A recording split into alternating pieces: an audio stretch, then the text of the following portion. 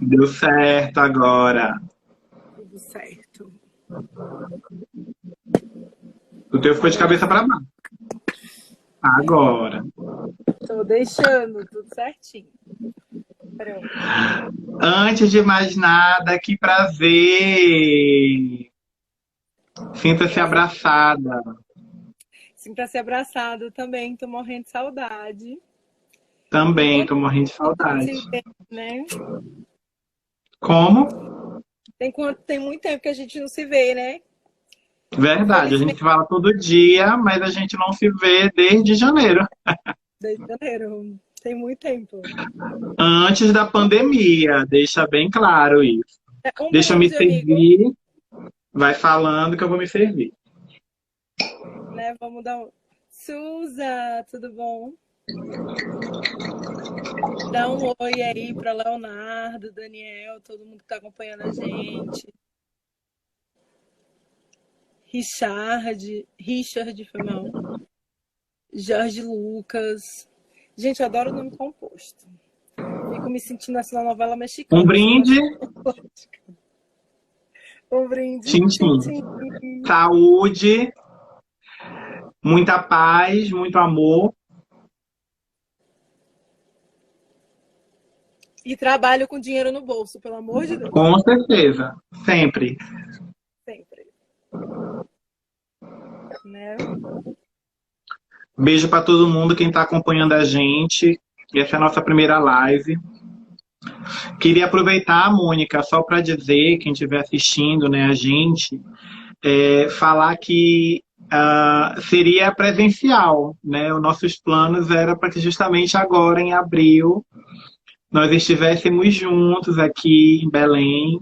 Na verdade, teríamos feito, né? Porque a programação seria na primeira semana É. de abril, então teria sido semana passada, que nós teríamos nos reencontrado. E a Mônica iria vir aqui para o Pará, fazer uma apresentação, falar um pouco sobre intersexualidade, que é um tema super atual, mas ainda invisibilizado em muitos eventos, né? Nós temos muitos. A gente sempre fala e faz questão de lembrar da sigla LGBTI, mas o I dificilmente aparece, né? Nós ainda temos que falar da visibilidade inter. E a ideia era justamente essa, poder contemplar dentro desse evento toda a diversidade. Toda diversidade. Mas, infelizmente, a crise mundial não permitiu, a crise mundial de saúde, né, essa crise humanitária que a gente está vivendo, fez com que nós adiássemos. Né? Não foi cancelado, foi apenas um adiamento estratégico seguindo as recomendações da OMS. Melhorou, eu acho, um pouquinho. Sim. Então, hoje a gente vai falar sobre uma coisa totalmente diferente por causa da situação mesmo do coronavírus. A gente vai falar sobre as dificuldades da população LGBTQI+, diante da pandemia, e um pouquinho do que está sendo feito, tanto aqui no estado, quanto aí no Pará. Quer começar, amigo? Então, a gente pode fazer um bate-papo, né, informal. A gente fez questão justamente de fazer um vinho com diversidade. Uma ideia, inclusive, que eu acho que a gente tinha conversado, né, quando eu estive aí em Aracaju, alguma coisa Foi. bem leve, bem tranquila, para as pessoas poderem entender. Eu espero que a gente atinja o máximo de pessoas, né, possível, levando informação. A ideia é essa. Em tempos de distanciamento social e também de isolamento social. Acho que são duas coisas que precisam ser pontuadas, né? O isolamento, infelizmente, ele é necessário nesse momento, mas para aquelas pessoas que precisam sair, né, seja por conta do trabalho, seja os profissionais de saúde, seja as pessoas que estão em escala, as pessoas da segurança pública, nós temos que manter também o distanciamento social, né? Então, até o toque, né, o abraço, o falar mais próximo, o segredinho no ouvido, vai ter que ser repensado. Mas eu sempre vejo também esses momentos difíceis como um momento de oportunidade. Acho que é um momento para a gente também repensar as nossas práticas. Sejam as nossas práticas sociais, as nossas práticas jurídicas, as nossas práticas em saúde, as nossas práticas políticas, principalmente, né? Em algum momento a política vai atravessar, sem dúvida, a nossa fala, né? E a gente vai tocar. Inclusive, quem quiser mandar perguntas, por favor, fique à vontade, né? Para estar perguntando, para a gente estar fazendo esse bate-papo. A gente escolheu o Instagram, enfim, para poder alcançar o máximo de pessoas possível, né? Mas fiquem à vontade, né, para interagir. E aí, em Belém, né, pelo menos olhando as notícias, o estado do Pará é um estado que não está na vanguarda, ainda bem, né, não é um dos estados mais atingidos, e eu espero que a gente consiga manter os números, pelo menos os números oficiais. É importante que se diga, a gente não sabe até que ponto há ou não há uma subnotificação, mas pelo menos em dados oficiais nós temos poucos casos ainda. No entanto, apesar de nós termos poucos casos de coronavírus, né, o adoecimento por Covid-19, nós temos um problema maior, que é o problema de saúde no território, né, no Pará como um todo. Então, por exemplo, é um estado gigantesco, né, se compara, sem dúvida, a países europeus. Nós temos em torno de 7 milhões, 8 milhões de habitantes, e com distâncias, né, muito grandes entre os municípios, e municípios que muitas vezes contam apenas com a referência em saúde em cidades polo. Então, por exemplo, na região da Transamazônica, que abrange 9 municípios, nós contamos apenas com um hospital regional, né, que é o Hospital Regional Transamazônica, e é para toda a região. E tinham poucos respiradores. Então, é um local que, caso venha a ser atingido com números, mais de 5 casos já se tornaria uma pandemia para a própria estrutura de saúde da região, por conta de atender, né, vários municípios. Então, nós esperamos que realmente os casos sejam poucos e que as pessoas Aqui a consigam gente tem um pouco manter. isso também, porque não são todos os municípios que têm hospital, então, e acaba indo para o hospital mais próximo. A Astra, que é uma ONG daqui, ela fez um levantamento de que nós temos 400 leitos para receber, sendo que se 20% da população ficar doente, a gente vai precisar de 20 mil leitos. E a gente tem 400 leitos. Então, essa questão de ficar em casa não é... Eu já vi piadinha, né? Que, só não pega no trabalho. Na padaria, na farmácia e no supermercado tá tranquilo. E não tá, né? É claro que a gente precisa ir na farmácia, é claro que a gente precisa ir no supermercado, mas é importante que é tradicional, acho que é normal todo mundo fazer feira, não sei, acho que na semana, porque tem perecíveis, mas eu acho que dá para todo mundo tentar evitar tá saindo, sair uma vez na semana, quando sair vai no supermercado, vai na farmácia, faz tudo num dia só, não fica indo para outros lugares.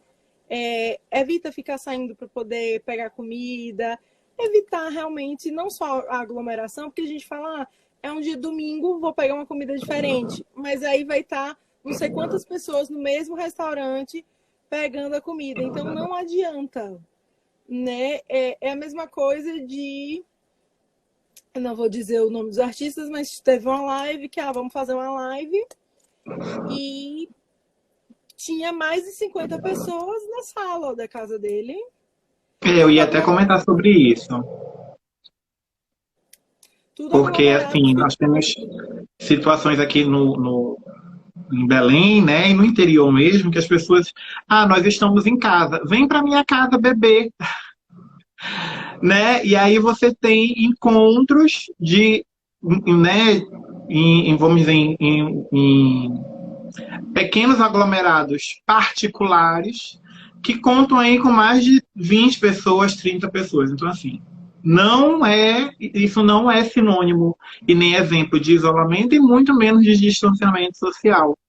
Então, é algo que a gente tem enfrentado, né, em termos da população talvez não ter ainda se dado conta da gravidade, e eu acho que também isso se deve ao número de casos e o momento complicado que politicamente o Brasil vive, onde as pessoas elas não confiam nas mídias, né, oficiais, elas acabam ficando muito mais à mercê de, enfim, grupos de WhatsApp, né, fake news, e acabam por prejudicar a vida de outras pessoas. Eu espero que, mesmo com todo esse cenário, ainda o Brasil seja, sem dúvida, um país que tenha poucos casos, para a gente poder dizer assim, nossa, tá vendo? Nem foi tão grave assim. E eu espero que realmente não seja.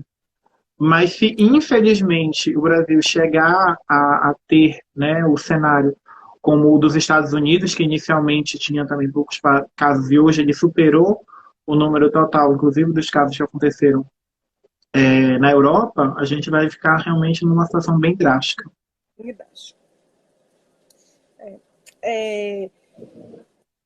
Vamos voltar um pouquinho para o público LGBT, né? Que era realmente a questão da temática. Eu acho que falar um pouquinho do T, né, que é da pessoa transexual, é a gente lembrar que muitas vezes essa pessoa não tem onde trabalhar. Então, a pessoa acaba indo para o meio da prostituição e fica nas ruas. Como o João acabou de falar, nós estamos num isolamento e distanciamento social.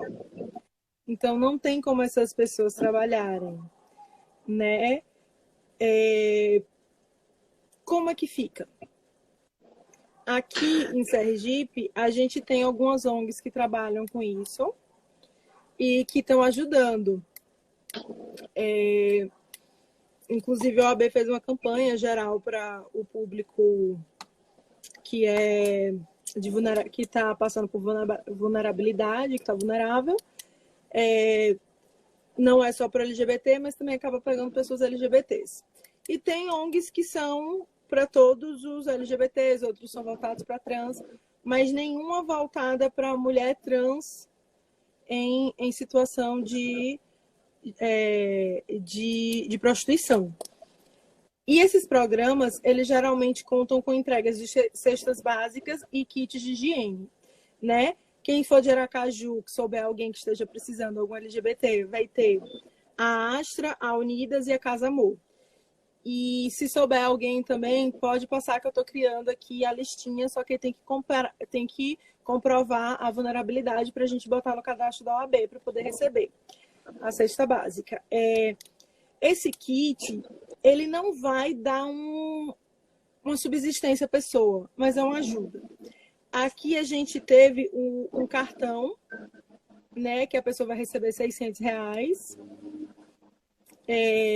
que é quando a pessoa recebe, a renda da pessoa é menor de R$80 por mês. Então, é uma pessoa que está em extrema pobreza, né? São as pessoas que já estão no CAD único.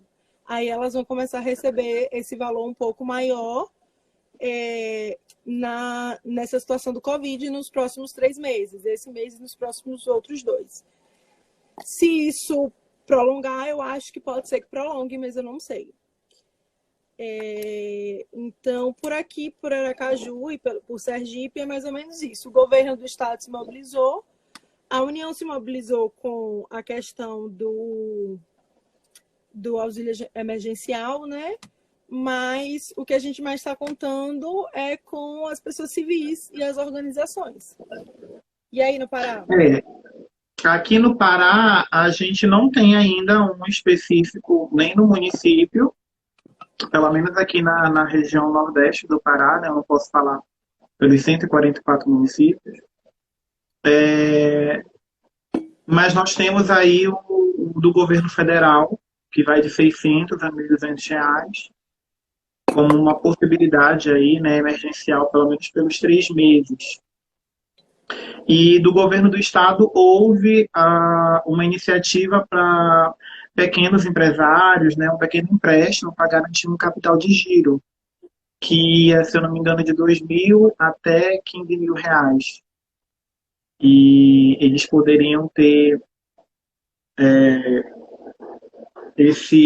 essa ajuda, né, do governo estadual, que disponibilizou alguns milhões, mas que também já encerrou, já esgotou. E algumas pessoas, inclusive, ainda estão aguardando a resposta desse pré-cadastro que foi realizado.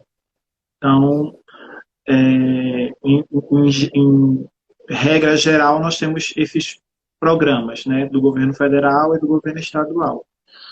Na cidade, tem havido algumas mobilizações, mas muito mais pelo movimento social, né, ou por pessoas, por particulares, por iniciativa própria, que têm se mobilizado e conseguido algumas cestas básicas, feito algumas campanhas online, né, de marcação de estamos recebendo tal lugar, tal horário, doações, e depois feito por conta própria a sua entrega, né, enfim, elencado algum bairro específico para poder garantir o acesso da população mais vulnerável.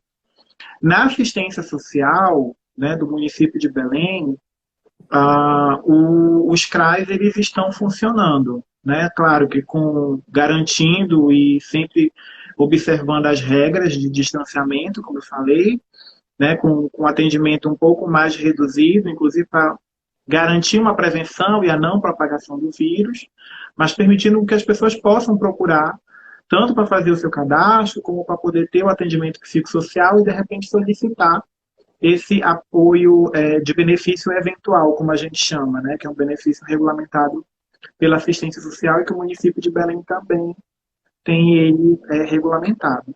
Mas a gente sabe que o número ainda é insuficiente. Houve também uma ação para as pessoas em situação de rua. Então, elas foram levadas todas para um ponto específico, tem sido feita uma força-tarefa com várias políticas públicas, tanto de saúde, de assistência, de segurança, para garantir que elas fiquem, né, tanto no estádio do Mangueirinho quanto no estádio do Mangueirão, que ficam um ao lado do outro. E agora também há uma mobilização para um hospital de campanha específico para essas pessoas em situação de rua, que vai funcionar num ginásio lá na Doca, né, que é um bairro aqui da região metropolitana, da cidade de Belém. Então, são algumas iniciativas que existem. E quando a gente está falando de modo geral, eu não consigo ver, pelo menos aqui na nossa região, uma diferença, né, ou a não inserção da população LGBTI. Até porque o cenário que a gente tem daqui, né, vamos dizer assim, empiricamente falando, é que eles estão, sem dúvida, já pela sua vulnerabilidade, muitas vezes, por conta da orientação ou da sua identidade de gênero, mas também por conta da renda. Então, a situação de renda aqui, ela atinge boa parte, né, boa parte, não diria nem boa parte, 100% dessa população que já está, né, na situação de vulnerabilidade social. E aí o que a gente tem, como eu faço parte do Conselho Estadual, na semana passada nós fizemos 2 reuniões online, tem vários órgãos, né, do Estado, tem movimento social, temos nós da sociedade civil organizada, que estamos lá, né, contribuindo, e havia pelo menos uma identificação, tinham mais pessoas, claro, mas pelo menos rapidamente houve a identificação de pelo menos 10 meninas trans que estavam, tanto trans quanto travestis, que estavam em situação de vulnerabilidade por conta do isolamento social e que trabalhavam, né, com o corpo, né? E por conta disso acabaram não tendo uma fonte de renda para garantir a sua sobrevivência. E aí nós estamos num momento ainda de mobilização, desde a semana passada, articulando com alguns órgãos, para garantir não só a inserção dessas pessoas, né, nesses cadastros, no acesso a esses auxílios emergenciais, mas principalmente, que para mim eu considero de mais urgente, a alimentação, né? Porque sem comer, a saúde, né, não tem como falar em saúde sem a pessoa ter o que comer. ter a garantia de que vai ter o que comer naquele dia. Talvez esse seja o emergencial do emergencial, né?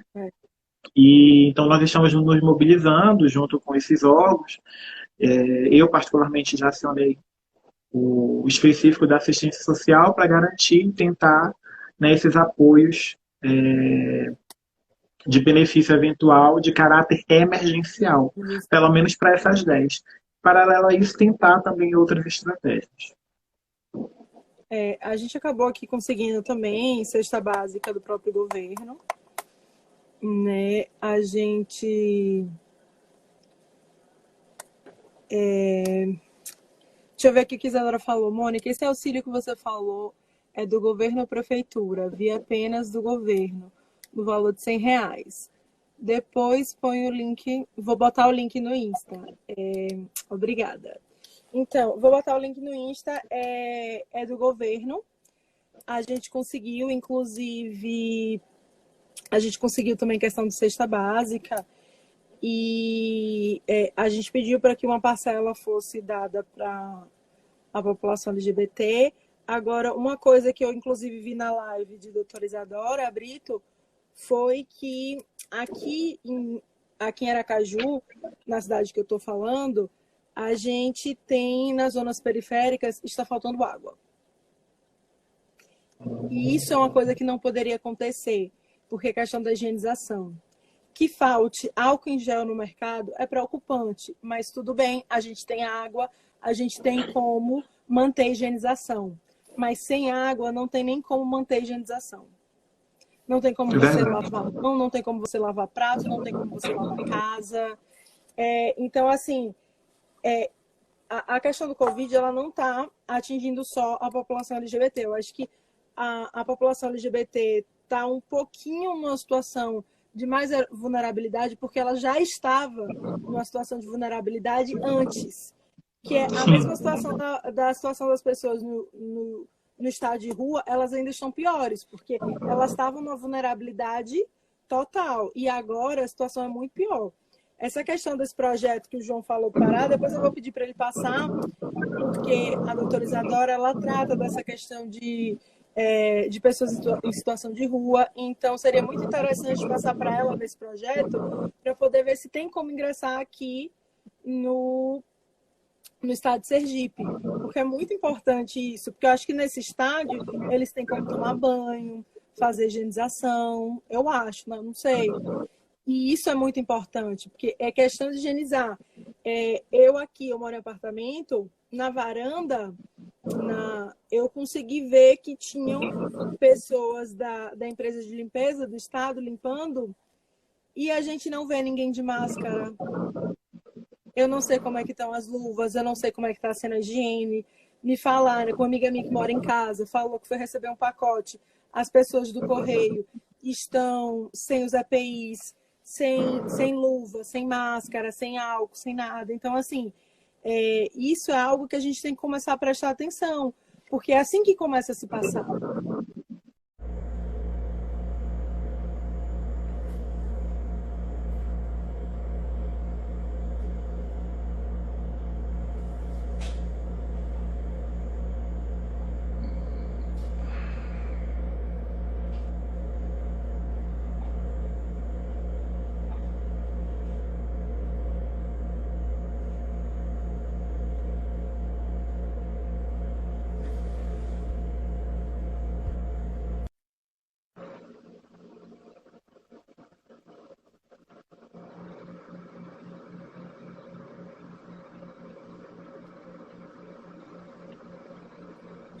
Agora, né?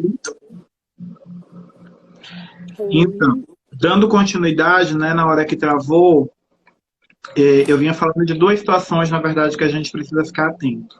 Quando você falou a questão da água, tá me ouvindo? Estou. Tá. Então, a questão da água ela é de fundamental importância, né, quando a gente fala o acesso à água, inclusive como um direito universal, ele é de fundamental importância, por quê? Porque ele não é apenas por uma questão de prevenção, mas também de tratamento. Porque nós temos as pessoas que já estão infectadas, que têm o diagnóstico e estão fazendo o isolamento, né, e o seu tratamento em casa. e que coabitam com outras pessoas. Então, a Outras pessoas. água é fundamental para garantir com que não só o sucesso do tratamento, mas também a não co-infecção das pessoas que estão, né, no mesmo ambiente. Uma questão de higiene pessoal, de lavar a louça, de lavar as roupas, de higienizar a casa. Então, é fundamental em todos os âmbitos, né? Mas sem dúvida, assim, querendo ou não, a gente está falando da diversidade, como tu colocaste muito bem, a gente tem a experiência, né, e a expertise e a empiria que nos revelam exatamente isso, o fato de que a população LGBTI já vem de um histórico de vulnerabilidade. E aí, numa situação de pandemia, ela acaba ficando muito mais frágil, muito mais fragilizada. Ela se torna um alvo, né? E por uma questão até de sobrevivência mesmo. Porque vamos imaginar, por exemplo, essas pessoas trans, né, que estavam em situação de... Eu geralmente utilizo esse termo, eu não gosto de falar prostituição, porque sempre, para mim, é uma situação de exploração sexual, Mas a né? exploração. Eu sempre coloco como exploração. Então, vamos imaginar essas pessoas que já estão em uma situação de exploração sexual. E aí, e que muitas vezes elas dependem daquele dinheiro para realmente se manter, para sobreviver, para se alimentar. E quando elas ficam sem essa fonte de renda, né, com todos os históricos de vulnerabilidade educacional, familiar, de cultura, de acesso a serviços públicos, de uma série de questões, a gente vê o quão, né, mais violadas essas pessoas ficam, né? E principalmente quando se trata da população trans, que já tem uma dificuldade enorme de acesso a emprego e renda, né? Então, sem dúvida, são pessoas que são muito mais vulneráveis frente às outras. Aqui, em nenhum momento, nós não estamos querendo dizer que as outras pessoas não sejam vulneráveis. Elas são também. A gente só está especificando que dentro de uma gama de pessoas, a população LGBTI ela já vem de um histórico, ela já vem de uma história de vulnerabilidade social, de violência, de violação de direitos, e que numa situação de pandemia elas acabam se tornando um alvo muito pior e que coloca realmente em xeque a sua existência. Eu acho que é essa questão que a gente precisa, né, transmitir para as pessoas que estão nos assistindo. Eu acho que não só essa questão, até porque a gente vê que aqui no Brasil a própria doação de sangue é proibida para pessoa homossexual. Então, assim, o ser LGBT aqui no Brasil ainda é muito complicado. Mesmo que a gente tenha conseguido uma vitória enorme.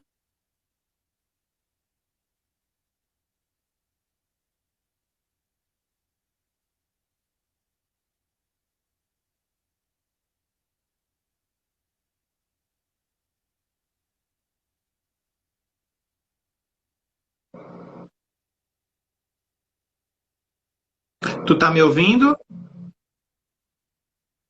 Não tá?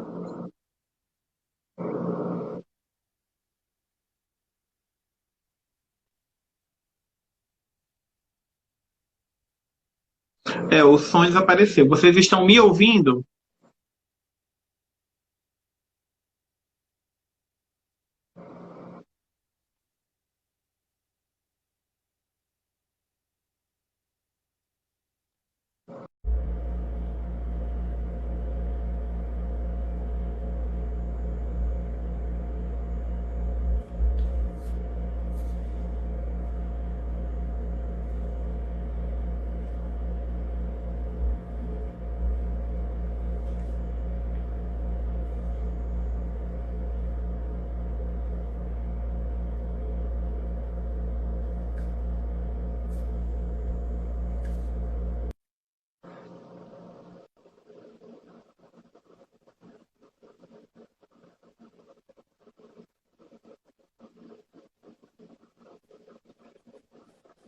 Você está usando a sua internet? Você está usando a Wi-Fi?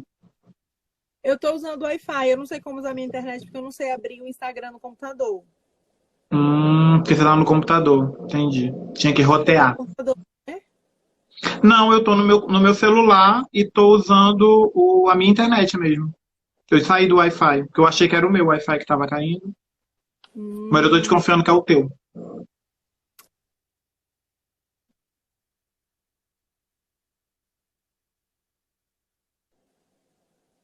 Eu acho que agora piorou. Agora eu tô te ouvindo. Deixa aí, deixa aí. Pronto, tô te ouvindo. Eu tirei o Wi-Fi e deixei a internet do celular mesmo. Pronto, vai. Fala. Eu já me esqueci o que eu estava falando. Lembrei. Essa questão que a gente estava falando, eu acho que aumenta também a questão da violência, né, dentro de casa. Porque as pessoas LGBTs, elas sofrem não só violência física, porque em alguns casos chega a esse ponto, mas também violência psicológica, violência verbal. A própria violência financeira, que é muito grande nesses casos. Então, você como psicólogo, né, pode esclarecer melhor essa questão. Mas eu percebo que a violência psicológica está aumentando muito na pandemia, e eu não entendo por quê. Você como psicólogo pode entender. Aqui, Manuel botou que ser LGBT no Brasil não é fácil. Eu lembrei do que eu estava falando. Que é justamente essa questão de que no Brasil existe um preconceito institucionalizado, né? E a gente chega num país que é proibido doar sangue por ser LGBT e em contrapartida a LGBTfobia ela é criminalizada, são duas coisas que não colam. Porque essa medida deveria ser crime, já que a LGBTfobia é criminalizada. Então, é um país que ele não tem coerência. A gente está num país que ele não tem coerência. É uma vitória a gente conseguir isso? Mas a gente precisa começar agora conseguir fazer valer esse direito. Porque como é que a própria União faz coisas que são ilegais? Não tem como a gente aceitar, né? Foi só minha indignação mesmo. Agora eu acho que João maravilhosamente pode falar da parte da psicologia nessa questão de por que nessa questão de não poder sair de casa, do isolamento social, faz com que esse tipo de violência aumente dentro de casa. Um beijo para Alexia, linda, está lá no meu querido estado do Ceará. E para o Manuel, nosso queridíssimo membro da comissão também, e servidor do TJ, daqui do Pará, e que é um grande colaborador da nossa comissão. Sem dúvida, Mônica, assim, na verdade a gente não tem, mesma coisa que eu falei, respostas simples para problemas complexos. Não tenho como te dizer hoje se o fato do isolamento, né, tem feito com que a violência tenha aumentado, se essa violência ela já era grande, se essa violência ela é subnotificada, porque o que na verdade a gente tem como dado é que a população LGBTI, naturalmente, todas as pessoas, 100% das pessoas com quem eu já conversei, pelo menos nesses meus 12 anos, né, de atuação, tanto no direito quanto na psicologia, elas sofreram em algum momento algum tipo de violação de direitos. E em casa, né, a família, ela sempre tem sido a primeira instituição que pratica essa violência, seja ela física, seja ela moral, seja ela psicológica. Né? Isso é um dado que eu tenho e que não é muito diferente do que a literatura aponta. Tá? Quando a gente tem uma situação dessa de isolamento social, várias coisas podem estar acontecendo. Eu sempre gosto de trabalhar na perspectiva do multiparadigmático. Né? Eu não acredito que exista o multicausal. Eu não acredito em uma causa. Eu acredito em várias causas que acabam tendo, vamos dizer, o mesmo resultado, violência. Então, vamos dizer, tem uma situação de preconceito, tem uma situação de afetividade ou falta de afetividade, tem uma questão de educação, tem uma questão de acesso ou de falta de políticas públicas, né, específicas para essa população. Sem dúvida, o ganho da equiparação no STF, ela foi sim ganho, né, uma conquista, mas é uma lei que ela não dá conta também de tudo. Na verdade, o ideal é que nós agora continuássemos trabalhando em prol ou na busca da construção de um estatuto da diversidade, que contemplasse, né, essa questão das violências. Mas eu também ainda não acredito que a saída vai ser pela lei, né? Gil Fonteles, um beijo, queridíssima presidente da Comissão de Direitos Humanos aqui do Pará, que está nos assistindo. Eu não acredito que seja a lei que vai ser a saída, né?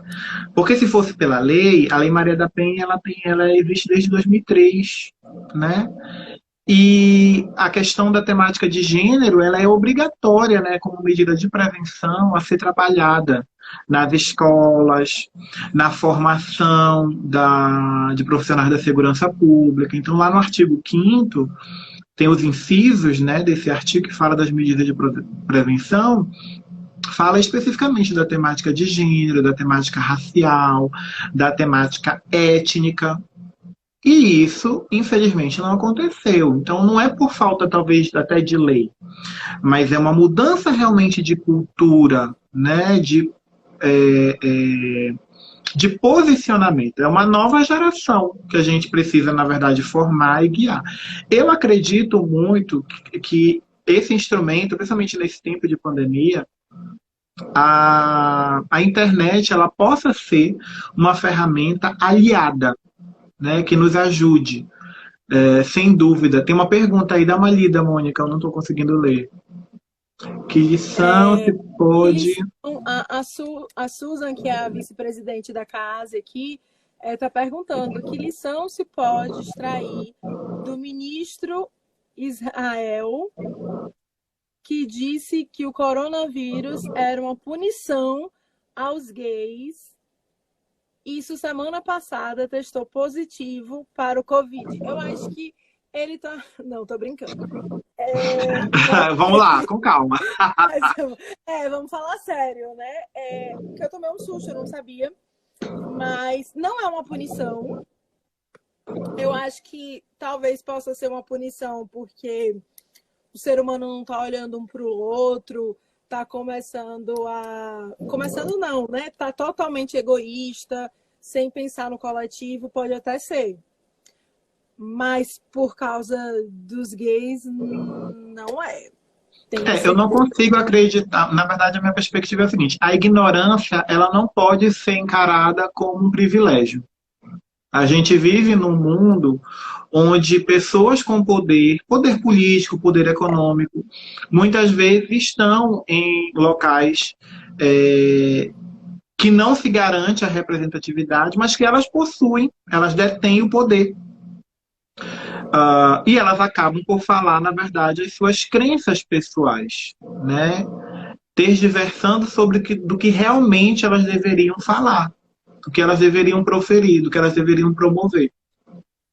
E, infelizmente, esse não deixa de ser um dado para a gente refletir que o mundo, né, mais de 140 países, 70 países é crime ser homossexual, né? Não se fala nem identidade de gênero, só fala da homossexualidade, principalmente a homossexualidade masculina.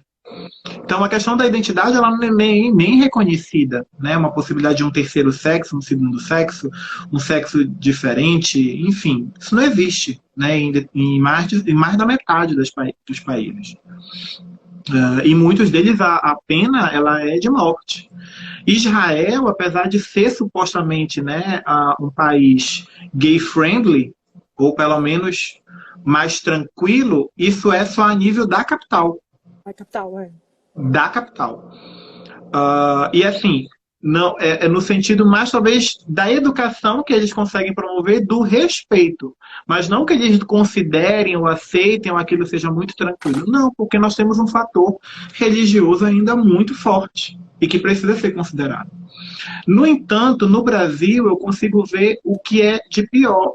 Eu vejo uma união desse poderio que essas pessoas detêm, né, o poderio econômico, o poderio político, o poderio religioso, aliado a um excesso de ignorância.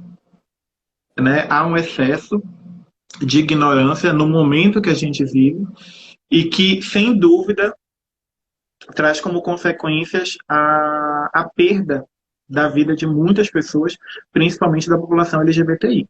Eu acredito nisso. E só para concluir a parte da questão psicológica, né, que você me falou, a, a, como eu falei, a gente já tem a experiência de que boa parte da população ela sofre, sem dúvida, essas violências e sofre consequentemente, a violência psicológica, porque a violência psicológica ela está muito, vamos dizer, ligada às outras violências. Não tem como dizer que uma pessoa que sofre uma violência física não sofreu também, né, uma violência psicológica, não se sente aterrorizada por aquilo que sofreu. Mas eu também vejo, novamente, uma saída, né, nessa pandemia, porque, pelo menos aqui no Pará, nós temos, no Pará e no Brasil, nós temos duas saídas, né? Temos o governo do Pará lançou o Psicologia Pará, onde as pessoas podem gratuitamente receber esse atendimento breve. Ele está válido até o final do mês de maio.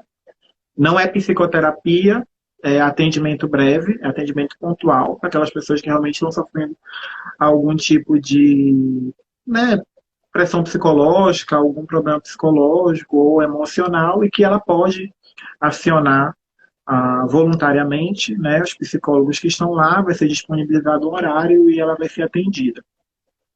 E é de forma voluntária. E eu, inclusive, sou um dos psicólogos voluntários. Que o que eu mais faço talvez seja trabalho voluntário, né? Esperamos que um dia a gente seja recompensado. Dois. É. E o outro que eu também estou fazendo, né, esse é psicoterápico, é um projeto que é a Liga Nacional de Atendimento Psicológico Social. Ele é nacional, eu posso depois disponibilizar para ti, né, os endereços, tem em todas as regiões, norte e nordeste. Aqui daqui do estado do Pará, a Gabriela é a referência, né, as pessoas também se cadastram voluntariamente, disponibilizam, e você atende com horário marcado, no horário que você disponibiliza aquela pessoa de forma também gratuita. E aí você vai marcando com ela uma vez, 2 vezes na semana, né, com aqueles princípios básicos de um atendimento e com os aplicativos que estão disponíveis aí no mercado, né? Tanto gratuitos quanto pagos. Então são formas que a gente também vem se disponibilizando, né, para garantir esse atendimento e não deixar com que as pessoas possam ter algum espaço para exporem, né, as suas dores, os seus medos.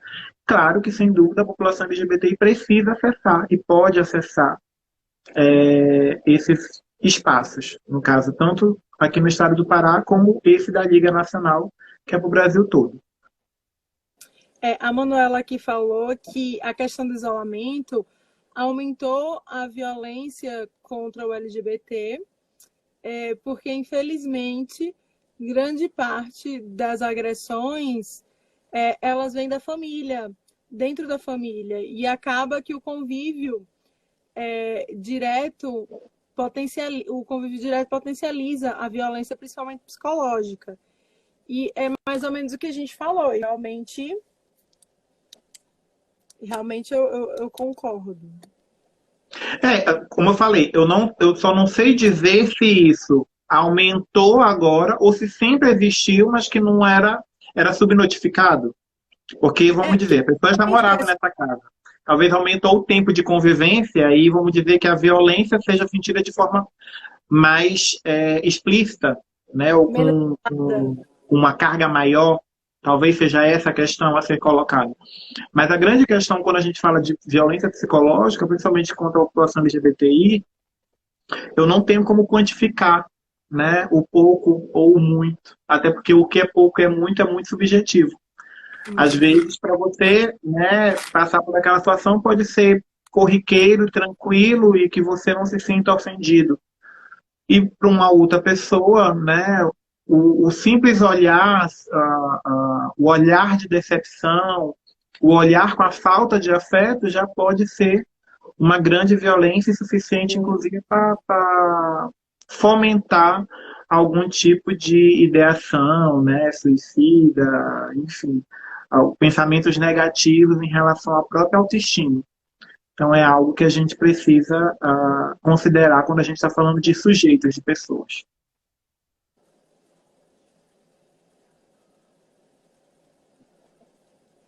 Mais alguma pergunta?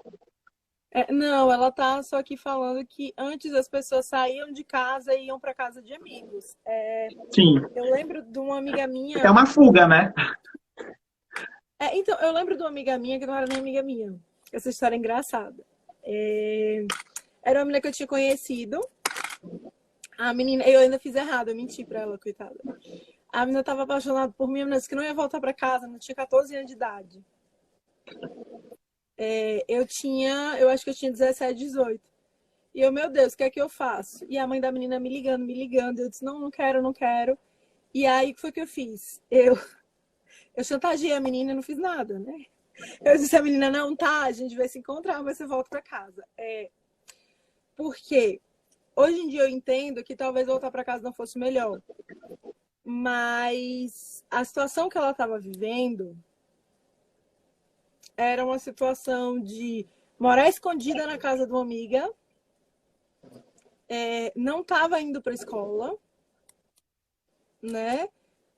Era uma situação de que eu, com 17, 18 anos, não tinha maturidade nenhuma, mas conseguia compreender que ela não ia ter as mesmas oportunidades. E até hoje ela me agradece porque eu fiz isso. A gente virou amiga depois. Hoje em dia ela está muito bem, está casada, tem um estúdio tem um estúdio dela, está muito bem. Mas é uma situação complicada. Porque não é simplesmente, vou sair de casa, sabe? Essa questão de sair de casa pode ser uma fuga de só você ir ali espairecer e correr e andar, só sair um pouco. Mas quando você sai, porque tem aquela questão também de adolescente, de criança, eu não falo quando a gente é adulto e já chegou num período psicológico, eu não entendo direito, porque eu não sou psicóloga, de como o João falou, que pode acabar cometendo um suicídio, por exemplo. Tem gente que não suporta a pressão, né? Então é realmente complicado.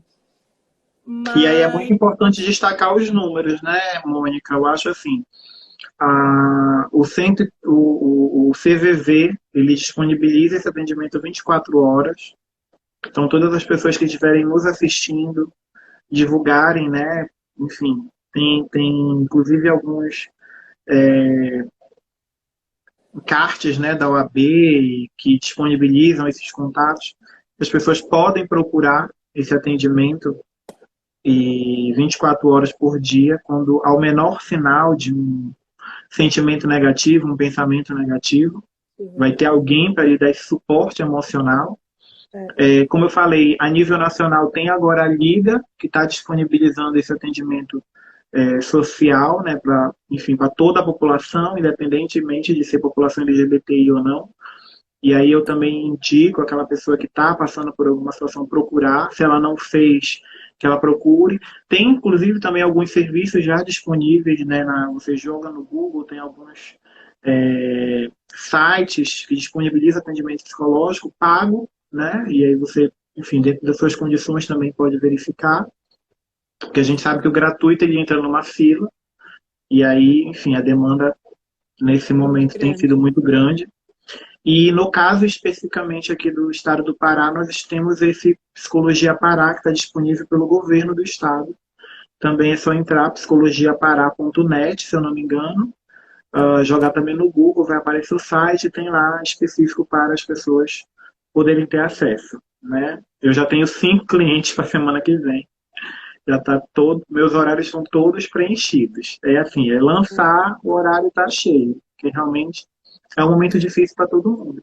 Mas eu acredito que, são momentos como esses que nos fazem refletir, que nos fazem amadurecer, que nos fazem melhorar. Foi depois da peste negra que na Europa veio o renascimento. Eu acredito muito, né? Eu até coloquei essa frase. A gente está aí vivendo para quem acredita, quem é religioso, né? Quem é católico, enfim, acredita em quaresma, né? Em Páscoa, o renascimento de Cristo. Eu acredito que seja esse momento da pandemia um momento também de renascimento para todos nós. É um momento de difícil, é um momento de dor, é um momento de dificuldade. em todos os âmbitos, tanto de saúde quanto de economia, enfim, de trabalho, de família, né, de problemas familiares, mas que é um momento para a gente poder também repensar justamente as nossas atitudes, as nossas práticas. Eu não poderia deixar, como eu falei, em algum momento a gente ia ter que falar de política, eu não tenho como não deixar de falar de política. A gente vive um momento que foi muito colocado como uma polarização. E eu nem falo mais em polarização, eu não acho que são polos, né? Eu, na verdade, eu coloco uma linha onde tem um polo que é extremista. E ponto. São pessoas que, independentemente das suas ideologias ou percepções, elas perderam um pouco da noção, né? Em todos os sentidos. E no meio termo, nós temos aquelas que estão tentando fazer alguma coisa no meio, e temos numa outra ponta as pessoas que estão totalmente alheias a isso e não fazendo conexão nenhuma. Mas é importante, sim, fazer essas conexões e verificar o quão a política, e aí eu não estou falando partidária, eu estou falando de política, de cidadania, do dia a dia, ela é importante na nossa vida, o quanto ela influencia na nossa vida, o quanto decisões, escolhas, o voto, ele faz uma total diferença na vida de muitas pessoas. Né? A gente vê, eu estava assistindo ontem o Fantástico e tive a oportunidade de acompanhar um pouco de como se deu a pandemia em Portugal, que é um dos poucos países na Europa que está com um cenário relativamente tranquilo, por conta das medidas que foram adotadas, das medidas de isolamento também que foram adotadas, o fechamento de fronteiras, enfim. A postura das pessoas, né, politicamente falando, foi outra. Enquanto que no Brasil nós tivemos protesto em São Paulo. Né? Nós tivemos uma tentativa de protesto em Belém, e em outras cidades, né, aqui no interior, pelo menos a gente ficou sabendo, para as pessoas irem para a rua. Eu vou pegar o carregador rapidinho e volto. Sim, as pessoas pedindo para ir para a rua, sem se dar conta da importância da prevenção, do cuidado com as outras pessoas, do não ter leito para todo mundo, né? Da importância de você tentar diminuir essa curva, né? Do achatamento dessa curva, para fazer com que o mínimo de pessoas fosse contagiada ou fosse, né, contaminada, enfim, ao longo do tempo. E só para finalizar, né, esse panorama que eu falo, que eu estou chamando aqui de ressignificação, de renascimento, de, enfim, do que você quiser dizer, a gente não. Eu não sei, tu chegaste a ver, Mônica, o filme Contágio? Assisti. Pois é, eu até compartilhei hoje os minutos finais. Eu estava vendo uma indicação de uma cientista que ela falou: todas as pessoas deveriam assistir os minutos finais do filme Contágio. E aí eu consegui encontrar, já disponível nas redes sociais, no meu Facebook, é 1 minuto e meio, 1 minuto e 40 minutos, 1 minuto e 40 segundos, da parte final, que mostra um pouco da influência, né, do meio ambiente, da falta de cuidado do meio ambiente, da devastação que tem acontecido no meio ambiente, fazendo com que os animais tenham perdido o seu habitat natural e migrando para as grandes cidades, e com isso levando as suas doenças, né, tropicais, silvestres, e causando esse momento aí de mutação, enfim, de síntese, né, de simbiose, e que vai trazer agravos para a saúde de todos. E o quanto também as medidas de isolamento e distanciamento social fizeram com que os níveis de poluição em muitas cidades tenham diminuído, né? China mesmo foi um desses países, Itália, São Paulo agora você conseguiu ver o céu, que não se via. Então é algo que a gente precisa, volto a dizer, eu não estou defendendo aqui que todo mundo fique para o resto da vida dentro de casa, não é isso. Mas que este é o momento para a gente repensar. Eu espero que a gente saia daqui, né, pelo menos pelos próximos meses, com uma mudança de postura. Eu também, e eu acho que uma coisa que dá pra gente falar é essa questão de aceitar um pouquinho mais o outro, quando a gente fala que a população LGBT ela está em vulnerabilidade, antes de eu terminar meu raciocínio, eu quero agradecer aí. Gente, tem muito seguidor meu que não faz parte da sigla, que tá. Então, eu estou muito feliz. Eu quero agradecer a doutora Lúcia, a Alfredão, né, que é do Sistema Abelha, da CASE, a Suzy Barreto, a Lucas, que é um pré-candidato a vereador daqui, de Aracaju, a Anderson, todo mundo que está assistindo. Então, essa questão de você aceitar o outro, né? O artigo 5º, ele meio que diz que a gente tem que aceitar, não pode ter preconceito. Mas eu não digo só aqui no Brasil, mas eu vou pontuar aqui no Brasil, que é onde a gente está. Aqui no Brasil, a gente consegue ver que as pessoas elas não aceitam as mínimas diferenças, né? Vou falar aqui na minha situação, a questão da pessoa intersexo. A gente sabe quantas crianças, no meio dessa pandemia, nasceram intersexo e foram... Eu não vou dizer que sofreram a cirurgia, porque não sofreram a microcirurgia. Elas foram realmente... Mutiladas. Crianças Nós vamos entrar com a ação, né, meu amor? Hã? Nós vamos entrar com a ação, né? Vamos entrar com a ação, inclusive. Essa questão é muito forte para mim, não só por eu ser intersexo, mas porque eu fico pensando... Eu tenho um instinto materno muito forte. E eu fico pensando, o que você não saber o que está acontecendo com seu filho quando nasce. Às vezes o pai sabe, mas também não sabe o que fazer. Até porque teve um caso na Bahia que uma criança ficou 2 anos sem ter documento porque não podia marcar sexo masculino ou feminino. Mas na Alemanha, na Suíça, na Suécia, desculpa, na Alemanha, na Suécia e na Austrália, você não é obrigado a colocar. Não é questão de ter um xizinho para marcar no intersexo, é a questão de não ter nem masculino nem feminino. Tem o masculino e o feminino, mas você pode deixar em branco. Até porque pode ser uma escolha da criança depois ou não. Até porque quando você vê o sexo por fora, você não sabe como é o sexo por dentro. Você não sabe como é o organismo da pessoa. Então a pessoa pode acabar sofrendo futuramente por causa disso. Então é uma mutilação que vai muito além do estético. E ninguém pensa nisso. As pessoas estão discutindo há pouco tempo, mas mesmo assim eu ainda acho a discussão muito pequena. Né? Eu não vejo muitas pessoas discutindo. E o que eu vejo mais é a briga que eu não me incluo, para as pessoas saberem disso. A briga das pessoas intersexo contra a população LGBT, dizendo que elas não têm que estar dentro da sigla. Porque é algo biológico, e eu vejo muito isso. Não é pouco.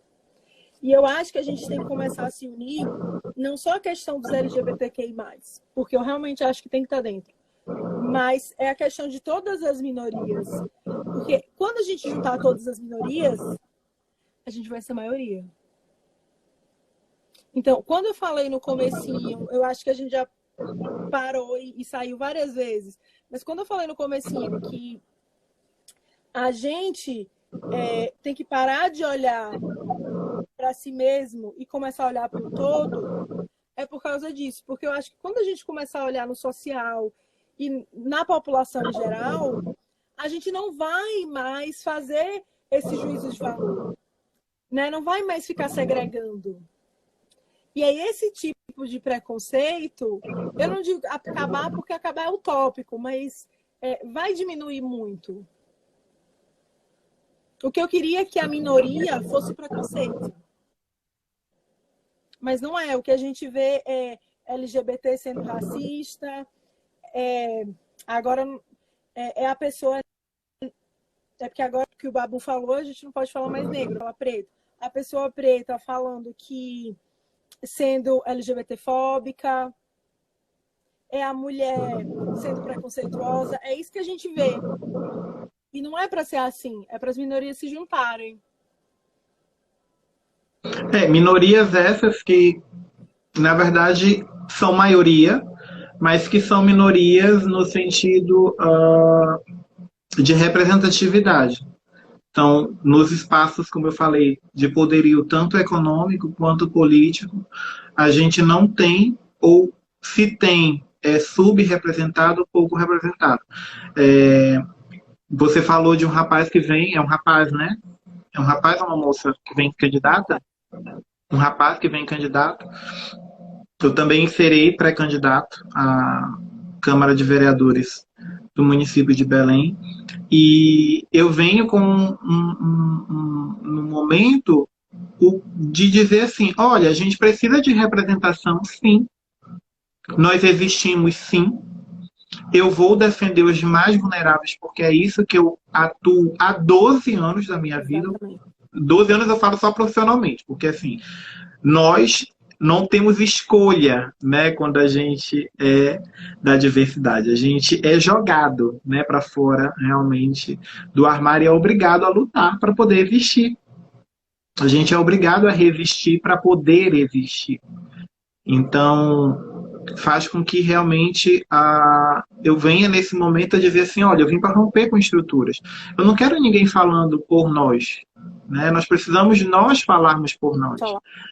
E uma coisa que tu falaste, não tem como também não deixar de falar em BBB, acabou se tornando também uma febre, né? E ontem, por acaso, eu assisti, né, especificamente a questão do voto, né? Teve uma sessão de voto, de votação, e questionaram um pouco a Thelma, porque ela votou no Babu e não votou na Rafa e tudo mais. E duas coisas me fizeram, né, pensar. Ah, e eu vi muitas pessoas, né, muitos gays, é, tanto no Twitter quanto no Facebook, colocando, né, tanto quem era a favor, quem era contra, enfim, as suas defesas, colocando assim, tá, mas e se fosse o Prior, né, ou a Thelma, em quem será que o Babu votaria? Enfim. Mas o que eu realmente quis questionar foi o seguinte, e nós, LGBTIs? Nós estamos votando em LGBTIs? Nós estamos realmente até o fim?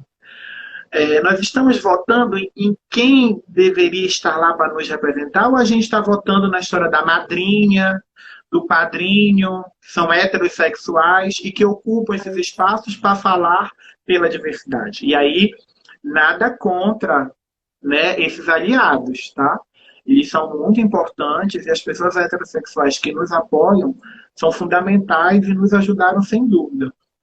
Mas é importante a gente pensar, será que já não está também na hora de dar espaço para a gente falar pela gente? Será que a gente já não cresceu? Será que a gente já não atingiu a capacidade civil, né, Mônica?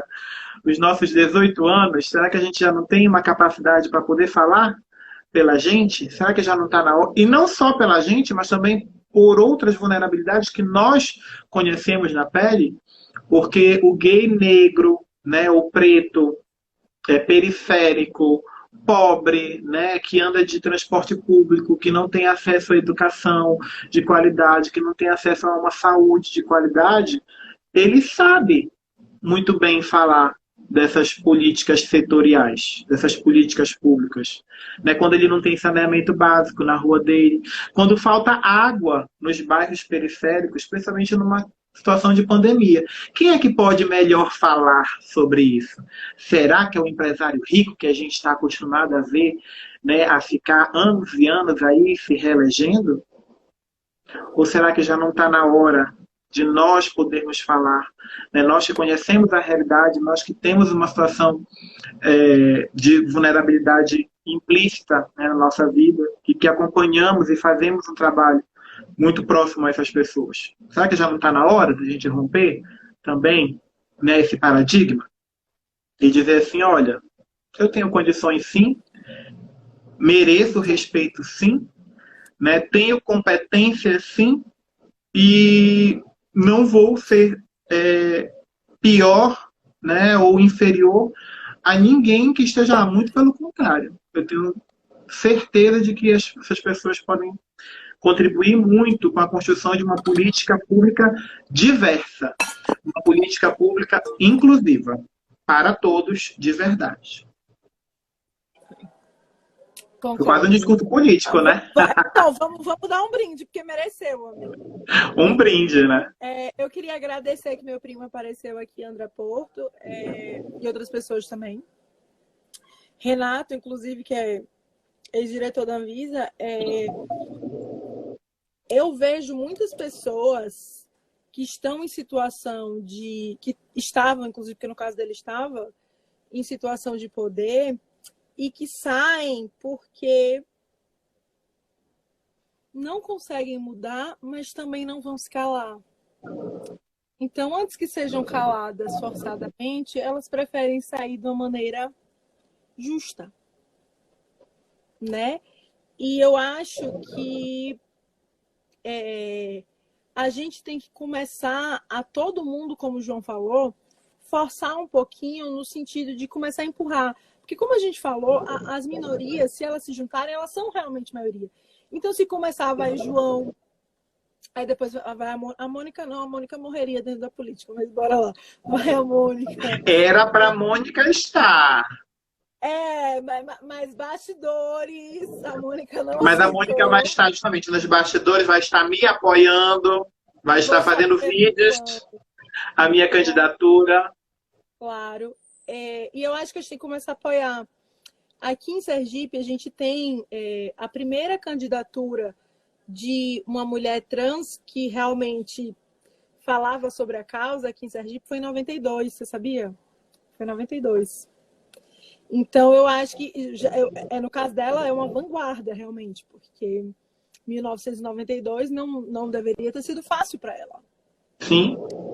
Né? Hoje em dia não é fácil, imagina naquela época, que as pessoas eram realmente linchadas.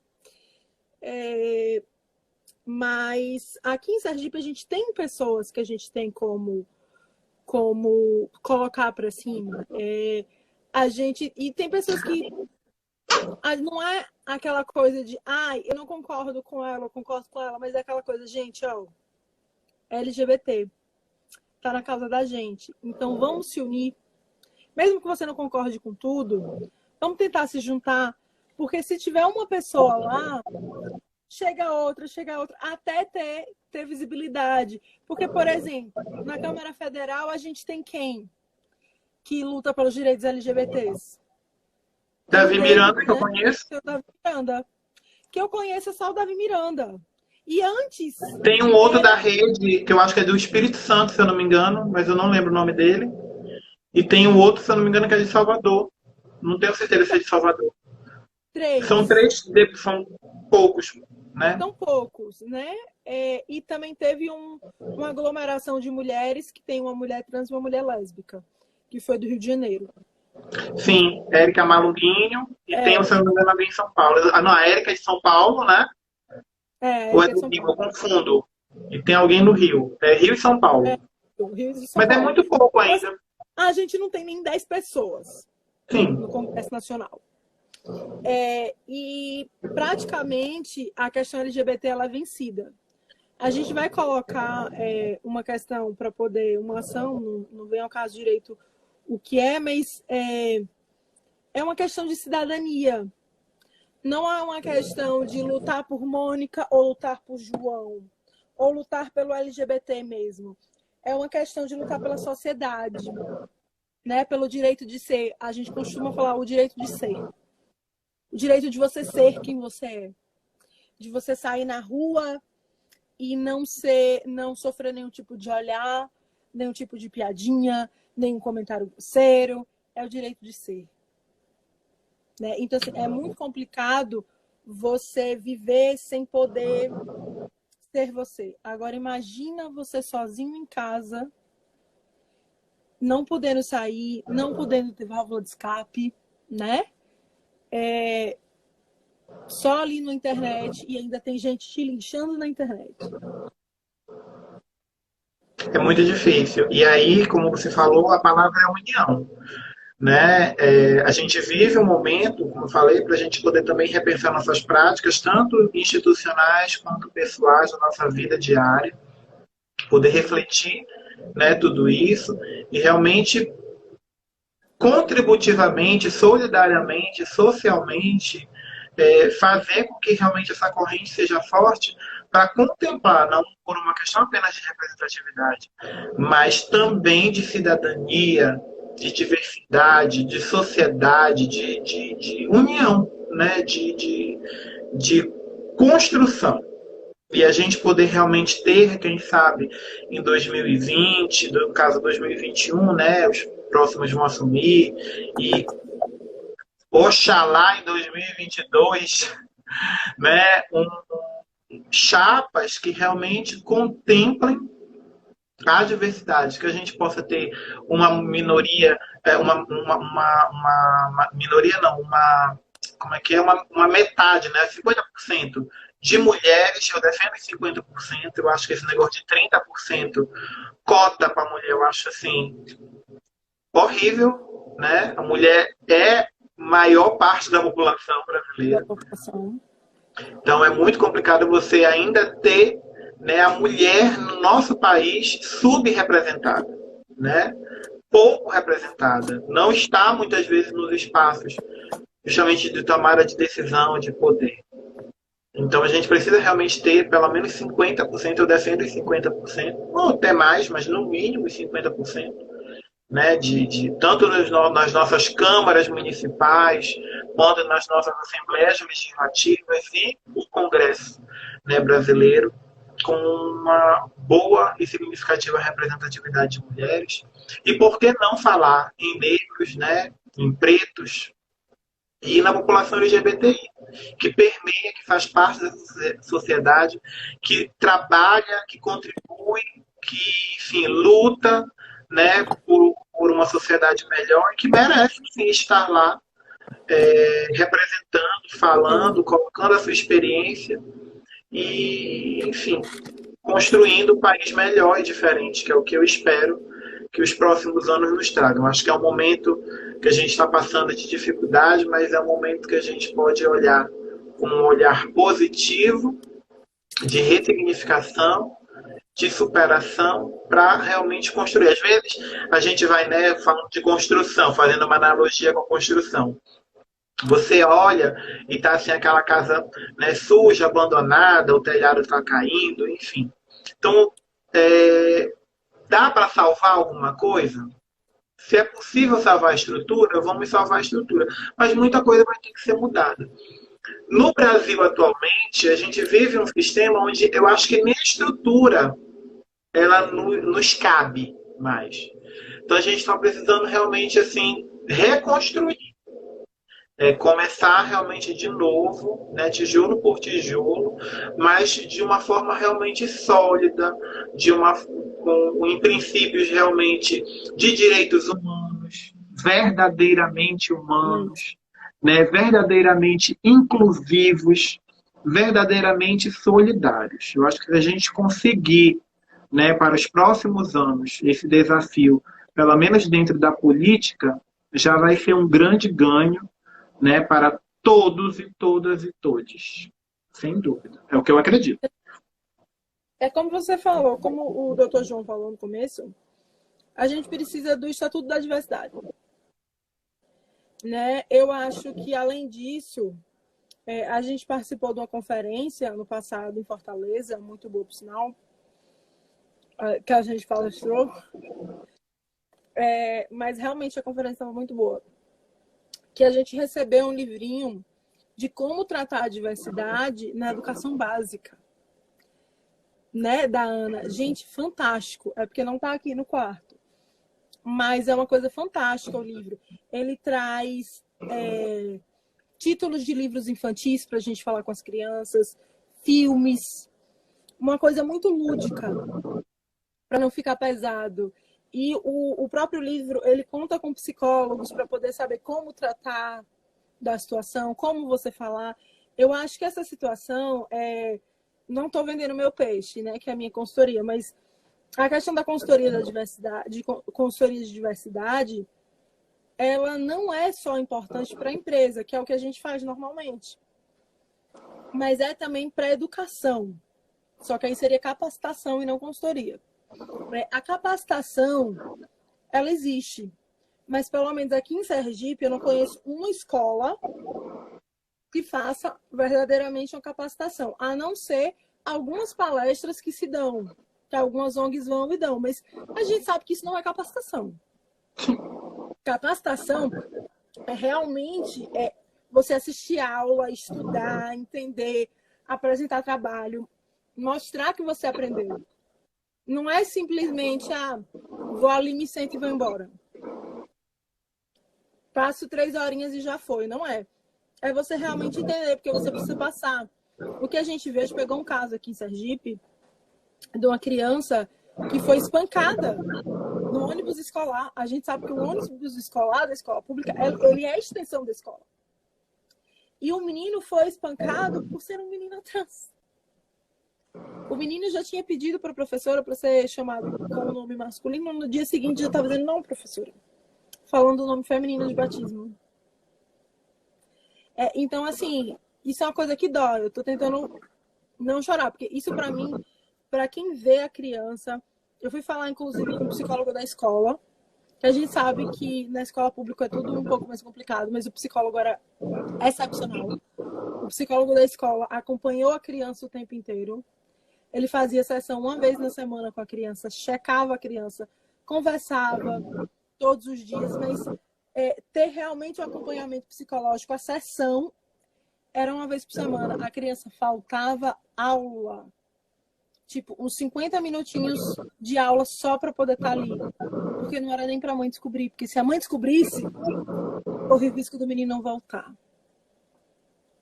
Então, assim, não é uma coisa fácil. Eu acho que se a gente conseguir mudar a educação primeiro, a gente vai conseguir mudar.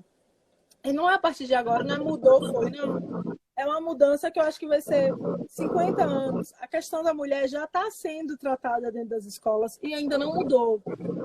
Eu não acredito que seja 50 anos. Eu acredito muito nessa geração, sabe, Mônica? Eu acho que essa geração, ela tem a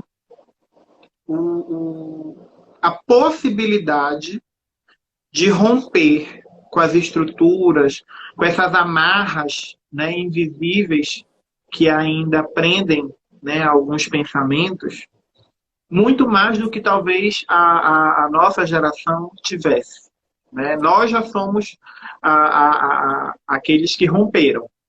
Né? Nós já somos somos os desbravadores em algum momento. Então, hoje, por exemplo, né, e como você fala,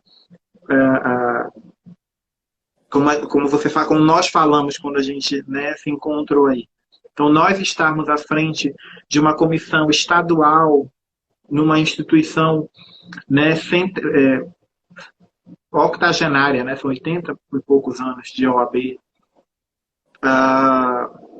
respeitada nacionalmente e até internacionalmente, é muita coisa que talvez em anos anteriores nós não víssemos.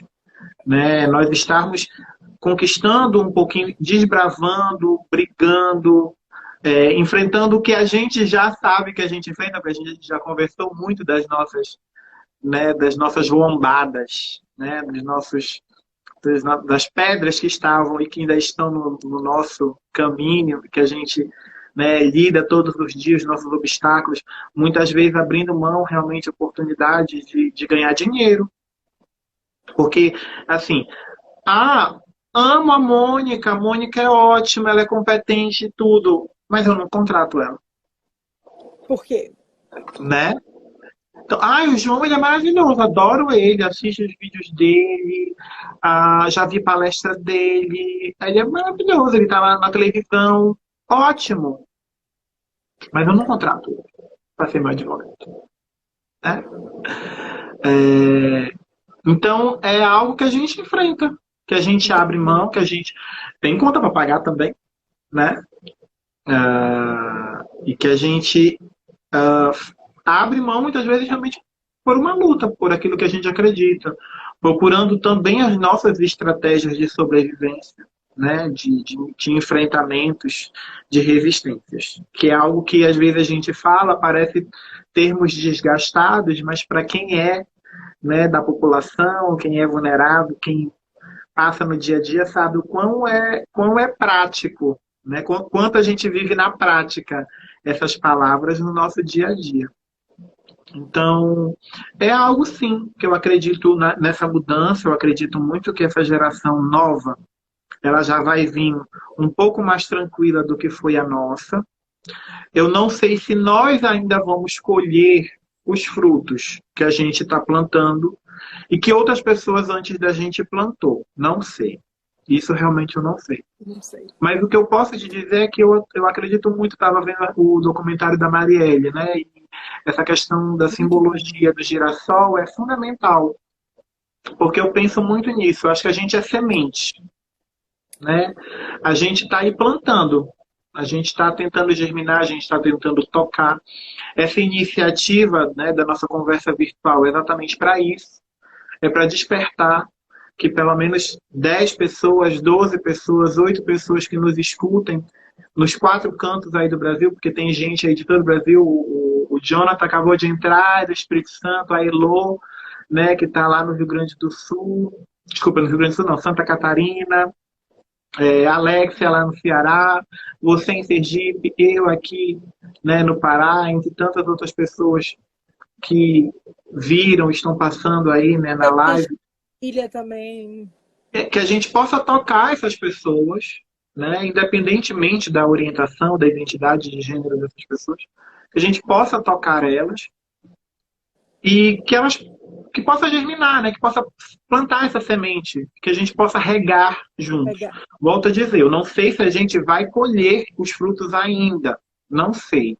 Mas que a gente possa plantar todos os dias, quanto mais sementes nós plantarmos, eu acredito sim, aí sim, que nos próximos anos, daqui mais, né, 4, 5, 10 anos, a gente vai ter aí essas sementes começando a germinar e dando outros, plantando também, né, se transformando em outras sementes, germinando em outros jardins. É isso que eu acredito, é isso que é o nosso trabalho. Talvez a gente não vá conseguir a nossa estabilidade, né, social e financeira e consiga viver de forma muito tranquila, né, como você falou, sem precisar marcar o X, né? Não sei. Acho que não, pelo menos por enquanto. Mas que a gente vai continuar lutando e trabalhando para isso, né? Para que nos próximos a gente consiga. Caiu a Mônica. Caiu, Mônica. Voltou. Voltou sem áudio. Tá me ouvindo?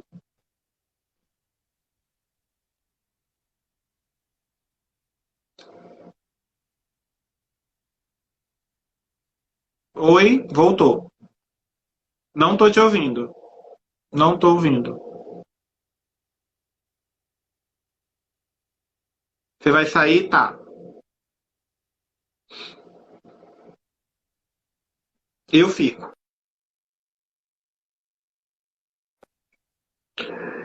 Então, a Mônica saiu rapidinho, só para tentar conectar a internet. Mas eu acredito que a gente tenha conversado sobre tudo. Não sei se ainda tem algumas perguntas para a gente responder, algumas dúvidas. Elô, beijo. Bruna Menezes, vou colocar a Mônica aqui. Deixa a Mônica entrar.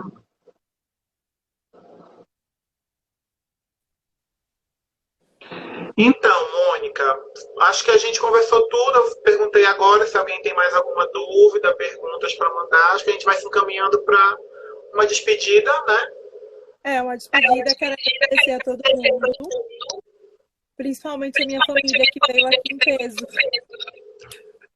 Passou em alguns locais. Eu acho que a gente não vai ter uma quantidade de todo mundo que passou, porque a gente cortou várias vezes e voltou.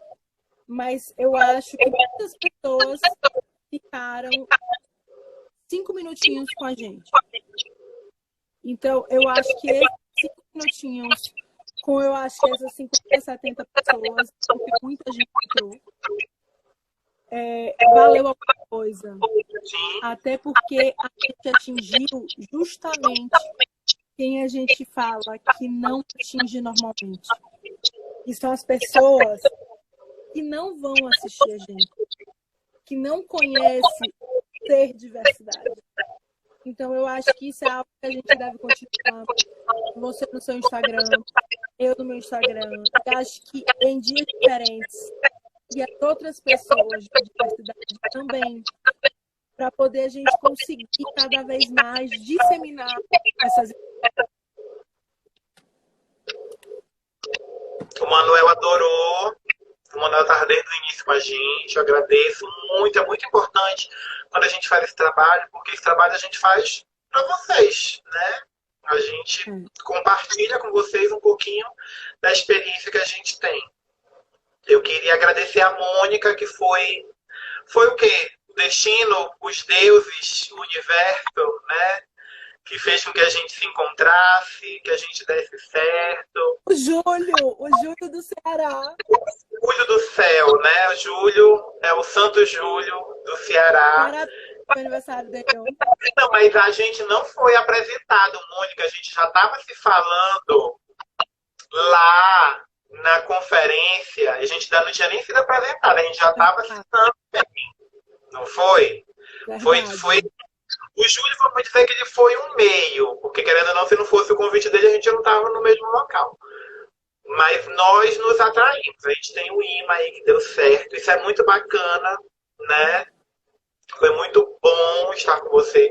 A gente tem que continuar, sem dúvida, fazendo aí pelo menos um encontro por mês, né? A gente já vai ter pelo menos até o mês de maio de distanciamento, né? De isolamento aí.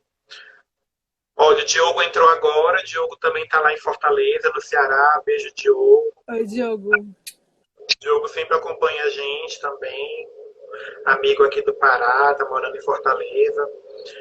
Então, a Elo adorou, ficou tarde, mas gostou. Então, Elo, a gente vai continuar. A ideia é que a gente faça mais lives. Agora, dia 16, acho que é quinta-feira, né? Eu vou ter uma aqui com o Lucas. A gente vai falar desse mesmo tema, mas uma perspectiva mais política, que é o Politizando, é um programa dele, ele convida as pessoas. Vai funcionar mais como uma entrevista. A gente tentou abordar de modo geral várias coisas, né? Porque, na verdade, é um vídeo com diversidade. Acho que a gente conseguiu falar um pouco de tudo, né? Nesse tempo, com os cortes, com a internet que cai, com a conexão, enfim. E, enfim, nosso contato está aí. Sigam a gente nas redes sociais, acompanhem o nosso trabalho, ajudem a gente, fortaleçam, né, o nosso trabalho. Em relação ao que a gente está vivendo, como eu falei, procurem os serviços, não deixem de procurar. Tem muitos serviços funcionando em todo o Brasil. Em termos de psicologia, né, tem esse da Liga Nacional, então tem pessoas aí de todos os estados, elas podem procurar, eu vou disponibilizar nos meus stories, né, para as pessoas, né, colocarem. E tá aparecendo aqui restante, o que é isso? E, enfim, fiquem à vontade para entrar em contato e conseguir o atendimento. E procurem também as OABs, né? As OABs mesmo online estão funcionando, tem o Instagram da nossa comissão, que vocês podem